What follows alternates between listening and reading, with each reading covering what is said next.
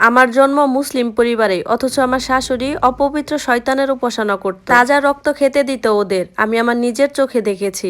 মুরগি জবাই করে দেওয়ার পর উনি রক্তগুলো জমিয়ে রাখতেন। প্রথম দিকে এসব কিছুই জানতাম না, তবে প্রতিবেশী এক দাদির কথায় আমার শাশুড়ির উপর আমি নজর রাখতে শুরু করি। আমার বিয়ের পর আমার শাশুড়িকে কখনোই নামাজ পড়তে দেখিনি, কিন্তু কাঁচা মাছ মাংস এগুলো বড় থালা ভরে ছাদে নিয়ে কাকে যেন ডাকতো। যেদিন আমি তার ঘরের ভেতর একটা গুপ্ত সাধনার ঘর দেখতে পেলাম, সেদিনই আমার কৌতূহল আরো বেড়ে যায়।